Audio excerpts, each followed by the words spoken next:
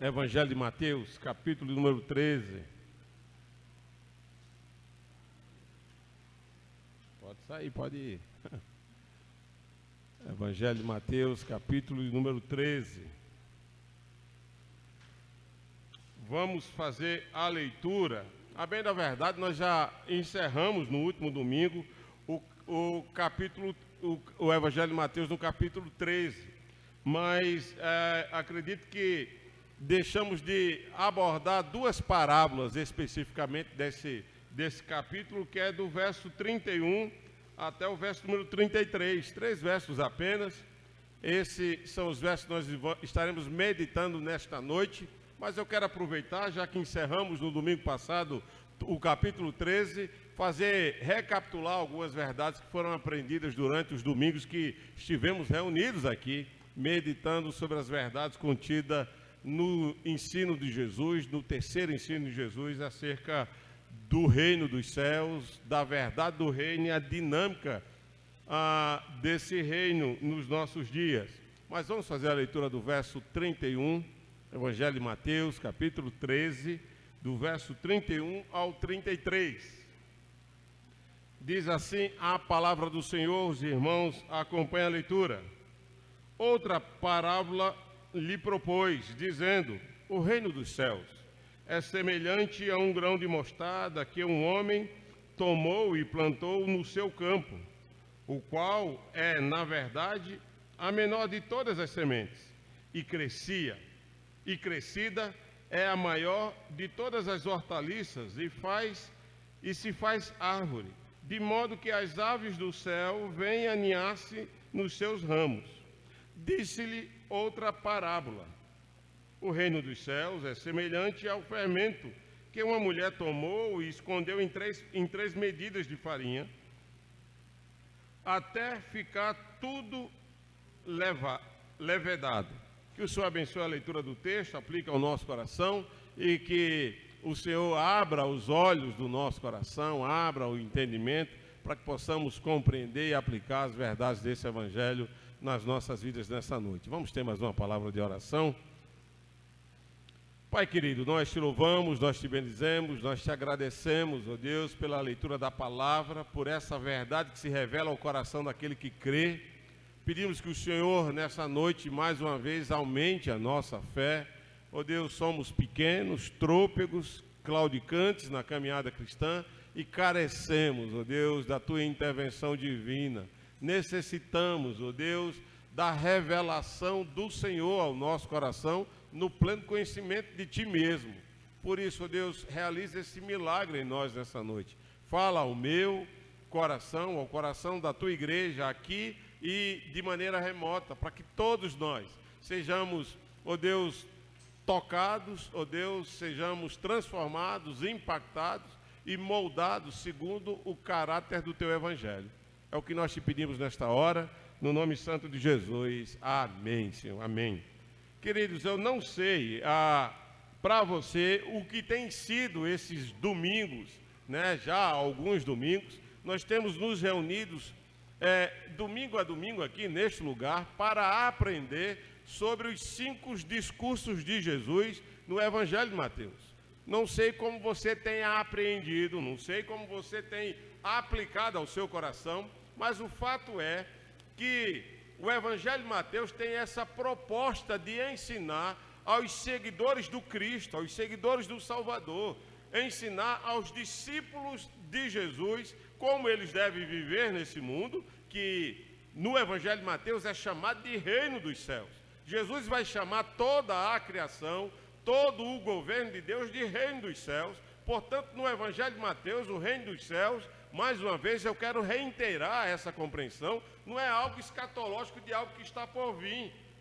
Na mente do evangelista Mateus, inspirado pelo Espírito de Deus, a leitura e a compreensão que ele tem do reino dos céus é aqui e agora, é algo presente, é algo que está acontecendo nesse exato segundo da nossa existência. E tal é a verdade, a compreensão do evangelista Mateus nesse seu ensinamento, que ele vai então colecionar os 5 discursos de Jesus, obviamente sendo conduzido pelo Espírito de Deus, para que a igreja e o povo da aliança que haveria de vir pudesse abstrair as mesmas lições e compreensões que os destinatários iniciais deste evangelho obtiveram. Tal deveria ser a minha compreensão hoje, a sua compreensão hoje, ao ler o Evangelho de Mateus e esses 5 grandes ensinos de Jesus, onde Jesus está nos ensinando como o cidadão do reino dos céus vive, como ele percebe o reino dos céus à sua volta. E Jesus vai justamente ensinar que existe um rei, existe um reino que é governado, dirigido por esse rei supremo, que é ele mesmo. Ele se apresenta como o rei desse reino, né? E ele está governando e dirigindo esse reino, mas dentro do reino de Deus, aqui e agora, existe aqueles que obedecem ao rei e são seus súditos, e existe aqueles que não obedecem ao rei e vivem debaixo de um governo de rebelião, de um estado de rebeldia contra o governo do rei. Então, viver no reino dos céus é ao mesmo tempo conviver com aqueles que são cidadãos do reino e conviver com aqueles que são inimigos do reino. Todos os dias, ao fazermos e ao exercermos as nossas diversas funções dentro desse extrato social, dentro dos estratos sociais aos quais pertencemos, nós estamos nos relacionando com cidadãos do reino e com inimigos do reino. Todos os dias nós fazemos isso. E o Evangelho de Mateus vem justamente ensinar aos cidadãos do reino como é que ele vive nessa dinâmica dessa vida no reino. E o capítulo 13 ele vai apresentar justamente como isso acontece, de que maneira essas coisas se desenvolvem dentro do reino dos céus. E o que nós aprendemos, portanto, nesse terceiro discurso de Jesus, desse ensino do Salvador, é que ele está a ensinar como é que o reino dos céus, ou melhor dizendo, como é que o cidadão do reino dos céus se desenvolve, como ele cresce, como ele convive dentro das suas relações dentro do reino até a consumação do reino. Esse reino dos céus, já inaugurado pelo Salvador, tem a expectativa da sua consumação final. Mas até lá, nós precisamos conviver e viver dentro desse reino com aqueles que são rebeldes ao rei, aqueles que estão no estado de rebelião. Então, Jesus vai ensinar essas verdades desse capítulo 3. O ambiente onde esse terceiro ensino se dá, ele começa no mar, né, à beira-mar. O verso 1 nos ensina isso, do capítulo 3, diz que naquele mesmo dia, saindo Jesus de casa, assentou-se à beira-mar. Ele vai até um barco, se assenta naquele barco e começa a ensinar, onde ele dá início então ao seu discurso. É ali que se dá o primeiro ambiente, e os espectadores, os ouvintes desse início de discursos é os discípulos e as multidões que ali estavam. Isso a gente vê no verso 2. Depois o ambiente muda. Jesus volta para sua casa, diz o verso de número 36, né? E as multidões estão despedidas, cada um vai para segue o seu destino, e agora está em casa apenas Jesus e os discípulos. E Jesus continua ainda a ensinar aos seus seguidores, aos discípulos mais especificamente, a compreensão dessa dinâmica do reino dos céus. A mensagem de todo o capítulo 13 é feita por parábolas.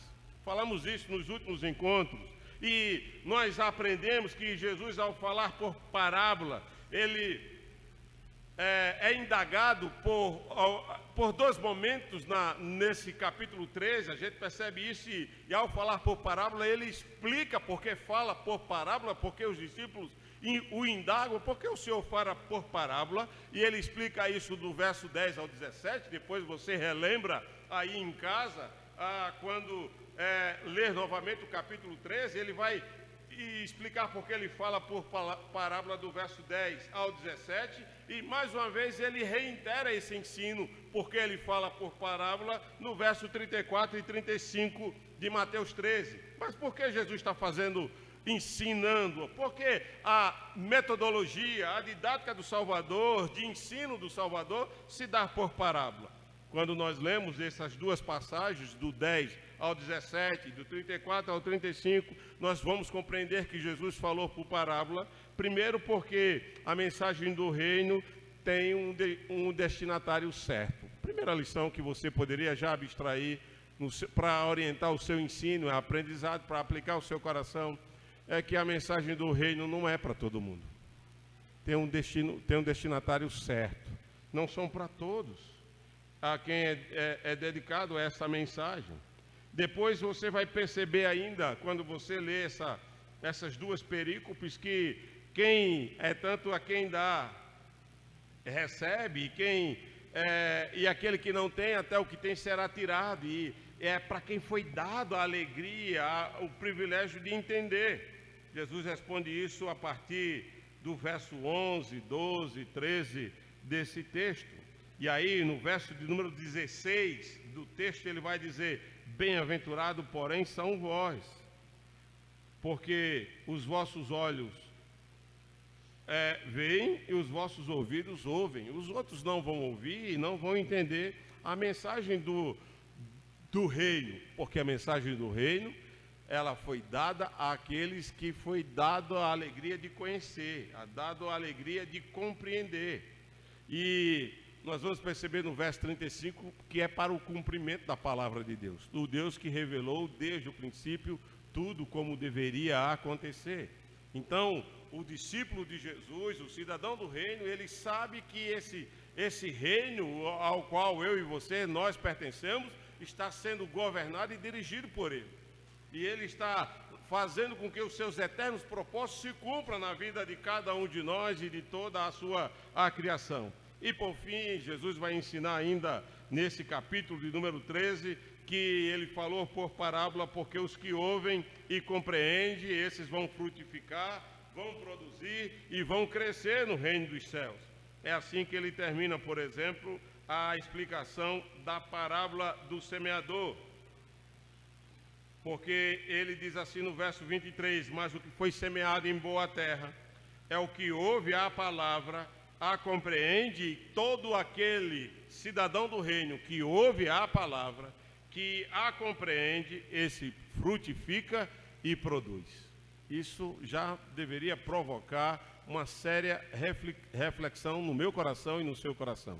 Se você é um cidadão do reino dos céus, necessariamente você tem que compreender o Evangelho de Cristo, ouvir esse Evangelho, frutificar e produzir.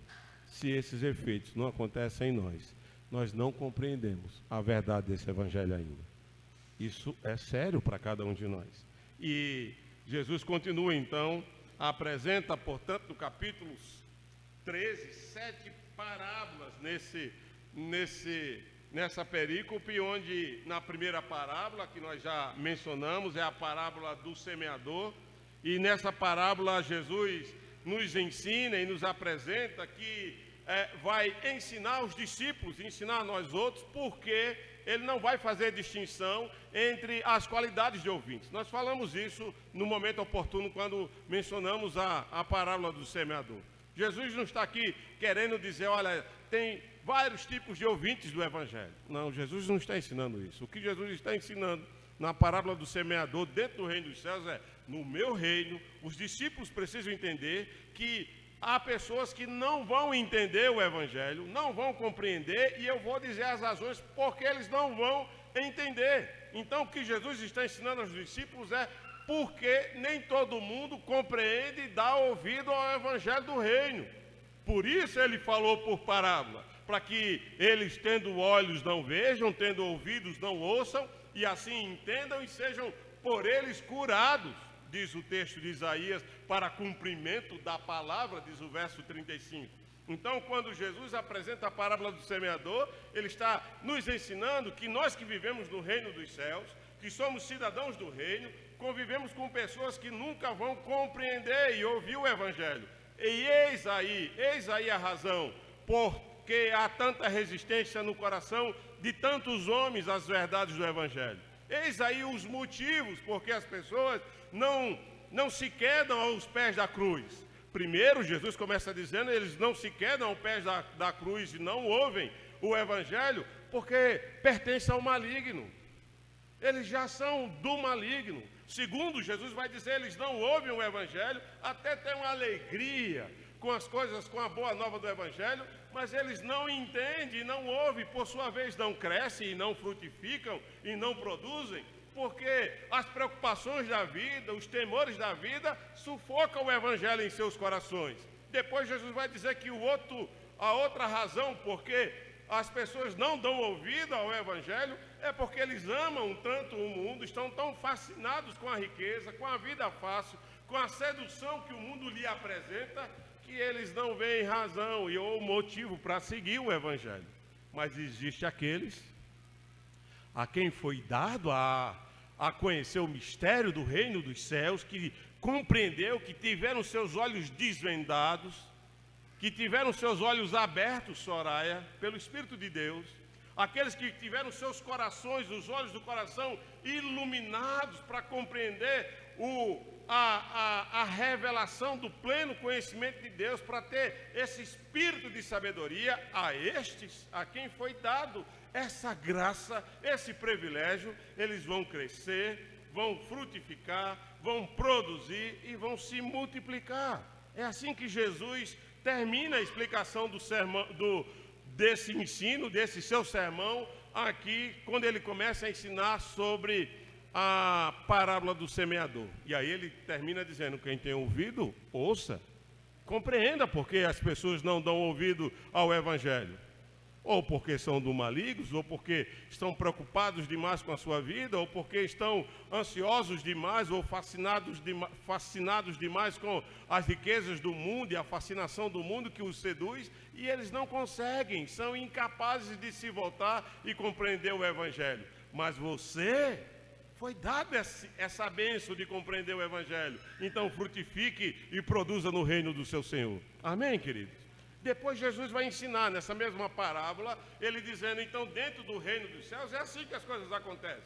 Haverá aqueles que ouvem e aqueles que não ouvem a verdade, a mensagem do reino. E eles não ouvem porque vocês vão conviver com as boas sementes e aqueles as más sementes. Estarão juntos, convivendo juntos. E Jesus então introduz a parábola do joio e do trigo. Nesse capítulo, onde Cristo é o semeador, as sementes boas são os filhos do reino. Você vê isso no verso 39 de Mateus 13. A semente má são os filhos do maligno. O inimigo do reino é Satanás. O inimigo da colheita, da plantação é Satanás. A ceifa é a consumação dos séculos e os ceifeiros são os anjos. E ele vai ensinar isso, portanto, no verso 34 ao 30, e depois explica no 36 até o 46. E o que ele nos ensina diante de tudo isso? É que no reino dos céus sempre haverá joio e trigo. Você sempre vai andar com boas sementes e mais sementes. No reino dos céus, até a sua consumação, haverá pessoas que ouvem o Evangelho e há pessoas que não dão ouvido ao Evangelho. Haverá pessoas que compreendem o Evangelho e haverá pessoas que não vão entender o Evangelho. Haverá aqueles que vão frutificar e produzir. E haverá aqueles que serão improdutivos e infrutuosos.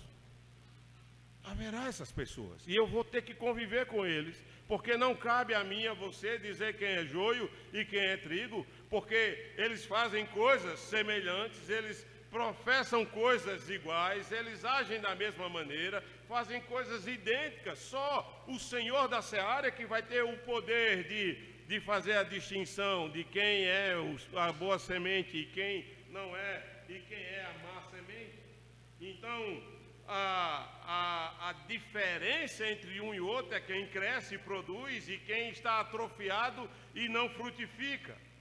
E Jesus ensina, portanto, nessa segunda parábola sobre essas verdades. E o que nos faz pensar é que se eu e você temos de fato sido essa boa semente que o semeador tem lançado no mundo.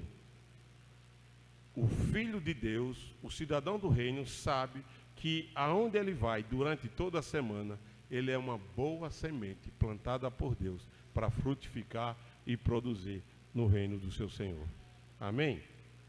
Se nós não produzimos e nós não frutificamos, é porque nós não entendemos, não compreendemos que fomos chamados para sermos a boa semente de Deus no mundo caótico ao qual nós pertencemos. Por isso que nós somos do jeito que somos. Por isso que agimos do jeito que agimos. No dia que nós compreendemos que você, que eu, que nós somos a boa semente de Deus, certamente o mundo ao qual nós pertencemos a cada semana será transformado pela nossa presença. Guarde isso no seu coração. Se as nossas amizades, as nossas conversas, os conteúdos que lançamos mão não são transformados pela nossa presença, é porque nós não compreendemos que fomos chamados para ser uma boa semente de Deus no reino dos céus.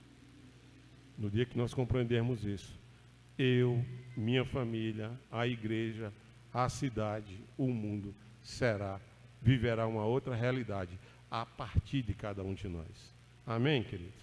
E o texto continua, Jesus continua dizendo, explicando essa dinâmica do reino. Eu já vou caminhar para que a gente possa voltar para os textos do grão de mostarda e o fermento que é apresentado aqui nos versos seguintes.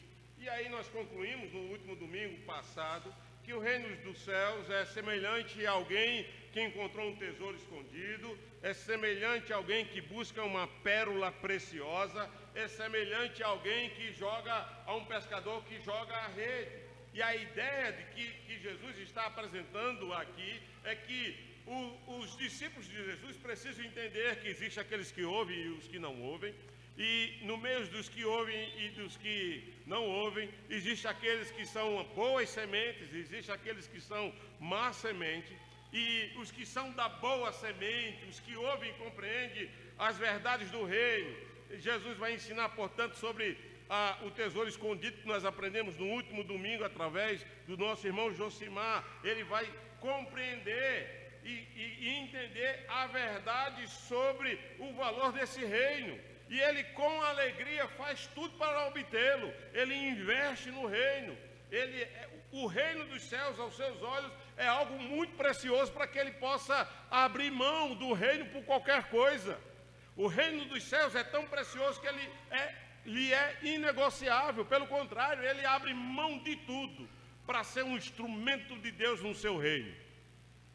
O cristão que compreende isso, que é cidadão do reino, o verdadeiro cristão, ele sabe a importância e o valor do reino para a sua vida. Não somente isso, Jesus vai ensinar aos discípulos que o cidadão do reino, ele compreende e entende o desejo que deve existir no seu coração pelo reino. Por isso que o reino dos céus é comparado a alguém que busca uma pérola. E para encontrar essa pérola, ele abre mão de tudo.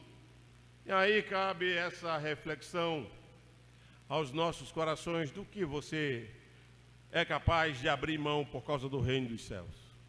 Ou melhor, temos de fato dado tudo por causa do reino dos céus? Ou temos preferido seguir e construir o nosso próprio reino? Satisfazer a nossa própria vontade, ao invés de satisfazermos a vontade do rei. E aí Jesus compara finalmente dizendo que o reino dos céus é semelhante a um pescador que joga a rede, nos ensinando e nos apresentando que no reino dos céus sempre vai existir os bons peixes e os maus peixes. Vai estar as boas sementes e as más sementes. Assim como o pescador que lança a rede, quando traz e puxa, a rede está cheia, e ele puxa, ele faz separação. E a ideia é que quem pertence ao reino dos céus tenha a compreensão que os bons serão e são, todos os dias, separados dos maus. Nós não nos alinhamos com os nossos inimigos. Nós não comungamos das mesmas ideias. Nós não aplaudimos os nossos inimigos, porque eles são inimigos do rei. É assim que um cidadão do reino dos céus encara a sua vida. Os nossos amigos são aqueles que são amigos do rei. Os nossos irmãos são aqueles que são irmãos de Cristo. Não são aqueles que fazem coisas boas para nós que são os melhores amigos. São aqueles que amam a Cristo, são os nossos melhores amigos. Os outros são todos, indistintamente, inimigos do rei. E, portanto, nossos inimigos. Parece duro o discurso, mas é assim que Jesus apresenta esse texto. E por fim, Jesus termina dizendo: se você compreende isso, então seja como um pai que faz separação das coisas novas das coisas velhas. Seja um mestre dentro do reino dos céus. Ele termina dizendo, nos fazendo lembrar que quando nós compreendemos isso, somos como diz no verso 43, então os justos resplandecerão como o sol no reino do seu Senhor. Quando nós entendemos essa verdade, nós brilhamos aonde Deus tem nos semeado, como o sol brilha a cada amanhecer no reino do nosso Senhor. Amém, queridos? E aí, portanto, para finalizar, Jesus apresenta um aspecto interessante que eu quero deixar ao meu e ao seu coração nessa noite, que é o grão de mostarda e o fermento da mulher. E o texto vai justamente nos ensinar, então, como é que acontece isso, pastor? Como é que nós devemos desenvolver e crescer nessa dinâmica do reino, vivendo e convivendo com os inimigos do rei, onde eles se parecem conosco, fazem as mesmas coisas que nós fazemos? Como nós vamos identificar, como nós vamos perceber essa diferença, que somos aqueles bem-aventurados a quem foi dada a alegria de compreender o mistério do reino, que foi dada a alegria de ter os nossos olhos abertos, os ouvidos despertados para compreender a verdade desse reino e, por fim, como disse o Salvador, frutificar, multiplicar, produzir no reino dos céus. Jesus vai comparar, ele vai dizer, isso começa devagar, é aos poucos, é devagarinho, é aos pouquinhos, é dentro de um processo, é como um grão de mostarda. E aí Jesus lança a ideia de parábolas, e mais uma vez eu quero só relembrar o que já foi dito várias vezes aqui nessa igreja, que a parábola tem essa finalidade de pegar algo que era peculiar à vida dos ouvintes, era peculiar à vida das multidões. Quando Jesus compara o reino dos céus a um grão de mostarda, os seus primeiros ouvintes tinham uma clara compreensão do que era um grão de mostarda, a menor semente do conhecimento à época, e por ser a menor semente do conhecimento da época, Jesus lança a mão dessa parábola e diz, olha, o reino dos céus é semelhante a essa sementinha de mostarda, mas uma vez semeada, plantada, e ela começa a crescer e a frutificar, ela vai se desenvolvendo de tal maneira que se torna uma árvore, e ao se tornar uma árvore, ela vira abrigo para as aves.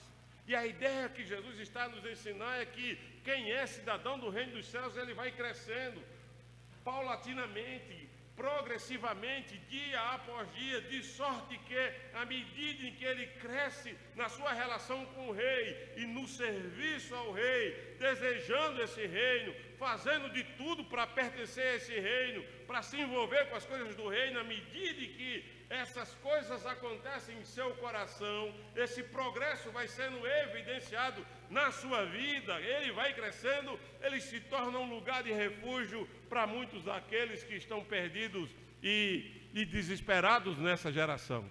A pergunta que há de ser feita ao meu coração, ao seu coração nessa noite é: você, como essa semente de Deus que Deus tem lançado no seu local de trabalho, que Deus tem lançado na sua faculdade, nas suas relações de amigos, nas suas relações de redes sociais, você tem brilhado como o sol?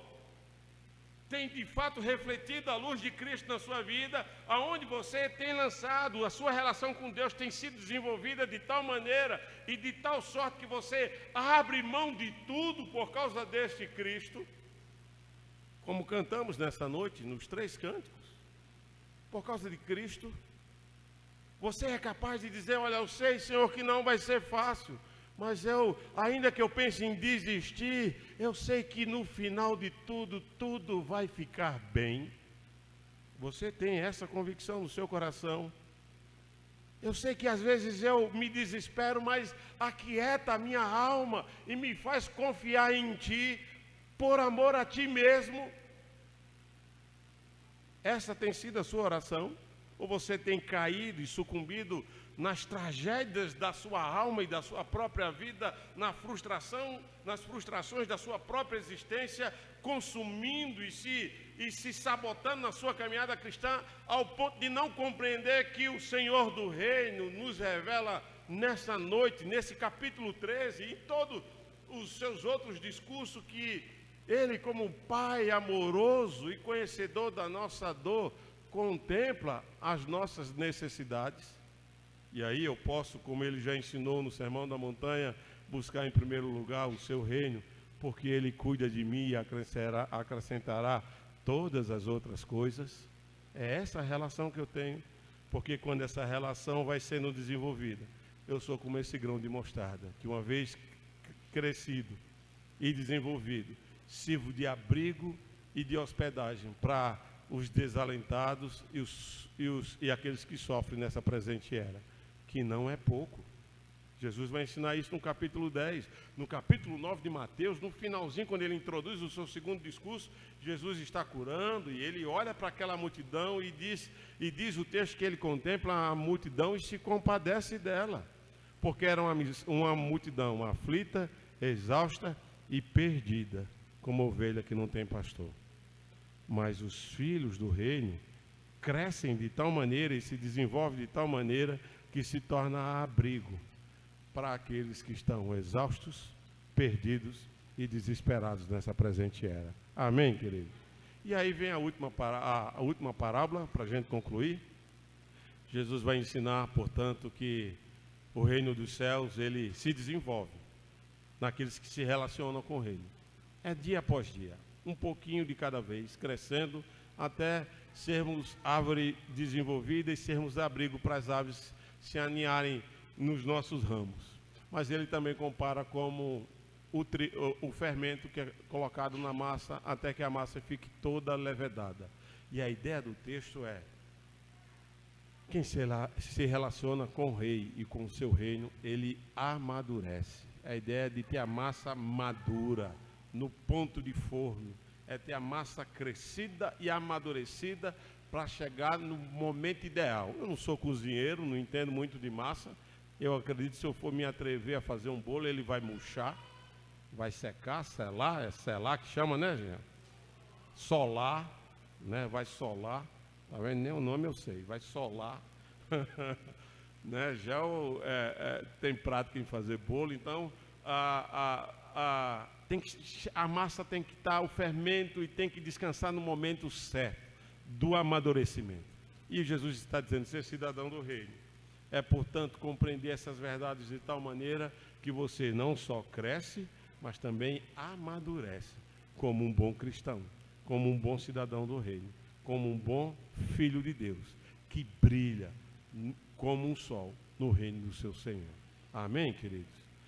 E eu encerro dizendo e citando a frase do Paul Walsh, que eu estou relembrando em alguns pontos, que ele diz mais ou menos assim: se Cristo, que é o que Jesus termina nas suas penúltimas parábolas, dizendo: se nós não somos capazes de abrir mão de tudo com alegria por causa do reino, Paul Walsh, ele vai dizer: se Cristo não é tudo para a nossa vida, se Cristo não é a razão da nossa existência, ou melhor dizendo, Jesus é tudo que nós precisamos. Se nós não entendemos isso, o que resta desse tudo que você acha que precisa, que se não for só Jesus Cristo, o que resta é esterco. É o que o apóstolo Paulo ensina lá em Filipenses, no capítulo 3, quando ele diz que por causa de Cristo, ele julgou tudo como esterco para ganhar a Cristo. Quem entende e compreende a mensagem do reino, ele se devota e se entrega diariamente a serviço do seu rei, porque esse rei é tudo que ele precisa. Amém, queridos? Vamos orar ao Senhor.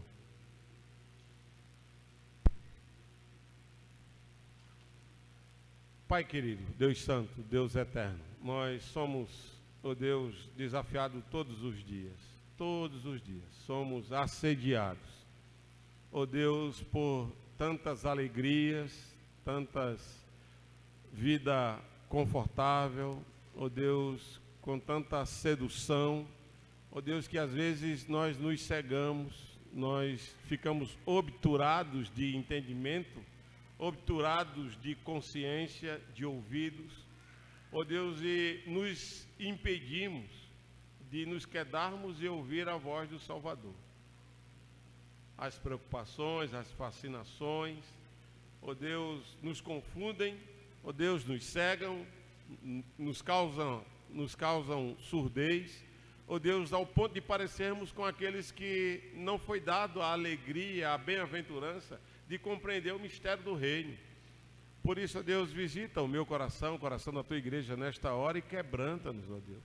Nos faz compreender que Cristo de fato é tudo que precisamos e por causa desse Cristo faremos tudo com alegria para ganhar o Senhor, ganhar a Cristo. Ó Deus, faremos tudo, Senhor, com alegria para valorizar o privilégio de pertencermos ao teu reino, de vivermos a serviço do Rei, de celebrarmos o Rei na nossa vida.